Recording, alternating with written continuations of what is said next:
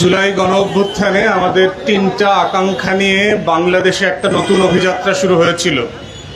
তার ভিতরে একটা হচ্ছে নির্বাচন, একটা নির্বাচিত সরকারের কাছে রাষ্ট্রকে আবার বুঝিয়ে দেয়া, দ্বিতীয়ত হচ্ছে বিচার এবং তারপরে হচ্ছে সংস্কার। আমরা দেখেছি গত গণঅভ্যুত্থান পরবর্তী ১.৫ বছরে বর্তমান ক্ষমতাসীন সরকারি দল নির্বাচনের জন্য কতটুকু উদ্গ্রীব ছিলেন, ঠিক ততটুকুই তাদেরকে দেখেছি খুবই কম আগ্রহের ব্যাপার বিচার এবং সংস্কারের ব্যাপারে। এবং দুঃখজনক হলেও সত্য, আজকে এই সরকারি দলের ৫ মাস পূর্ণ হয়ে যাওয়ার পরেও বিচার এবং সংস্কার ব্যাপারে তাদের যে আগ্রহের ঘাটতি সেটা আরও বেশি পরিষ্কার হয়ে যাচ্ছে। এবং এটা করবার জন্য তারা যেটা করেছেন, আমরা যেটা ধারণা করেছিলাম যে কোনো না কোনোভাবে আওয়ামী লীগকে পুনর্বাসন করা, আমাদের শত শত শহীদ আহত পরিবারের উপরে যারা গণহত্যা চালিয়েছেন তাদেরকে কোনোভাবে আইনের ফাঁকফোকর দিয়ে মাফ করিয়ে দেয়া যায় কিনা, সেই আশঙ্কা আমরা বারবার দেখতে পাচ্ছি বাস্তবে রূপান্তরিত হচ্ছে। এই আইসিটিতে যিনি সবচেয়ে গুরুত্বপূর্ণ ঐতিহাসিক সাহসী ভূমিকা পালন করেছেন, ক্ষমতায় আসবার কয়েক দিনের মধ্যে সেই দুনিয়া খ্যাত চিফ প্রসিকিউটরকে ওনারা সরিয়ে দিয়েছেন কোনো কারণ ছাড়া। এবং এখন যাদেরকে দায়িত্ব দিয়েছেন তাদের আসলে এই টেকনিক্যাল এক্সপার্টিস নাই যারা এই দায়িত্বটা পালন করতে পারবেন।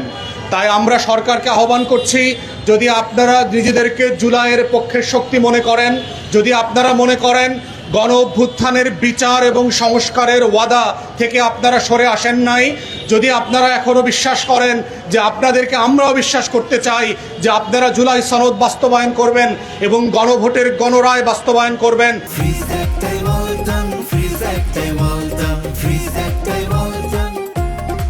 তাহলে অবশ্যই অবিলম্বে আওয়ামী লীগের নেতাকর্মী যারা ফৌজদারি অপরাধের সাথে জড়িত, প্রশাসনের যারা বিভিন্ন জায়গায় আইনশৃঙ্খলা বাহিনীর সদস্য, বিভিন্ন ফোর্সের যারা গণহত্যা এবং মানবতা বিরোধী অপরাধের সাথে জড়িত, তাদেরকে বিচারের মুখোমুখি করেন অবিলম্বে। এবং একই সাথে গণহত্যার দায়ে আওয়ামী লীগকে দল আকারে বিচারের মুখোমুখি করা। কিন্তু একইভাবে এটাও আমরা আশঙ্কা করছি, বিচারের নামে আদালতের ঘাড়ে বন্দুক রেখে আপনারা আবার আওয়ামী লীগকে রাজনীতিতে ফেরত আনবেন কিনা।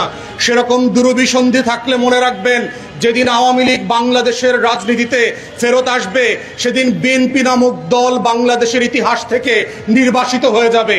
অতএব এইটা আপনাদের চয়েস, আপনারা ইতিহাসের কোন জায়গায় দাঁড়াবেন এবং কি সিদ্ধান্ত নেবেন।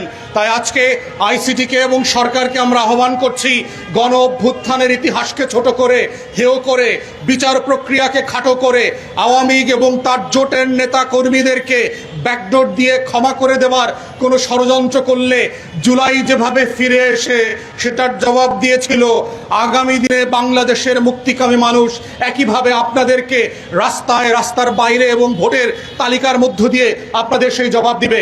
অতএব সময় থাকতে সাবধান হন এবং সঠিক সিদ্ধান্ত নেন, এই আহ্বান রেখে আমার বক্তব্য এখানেই শেষ করছি।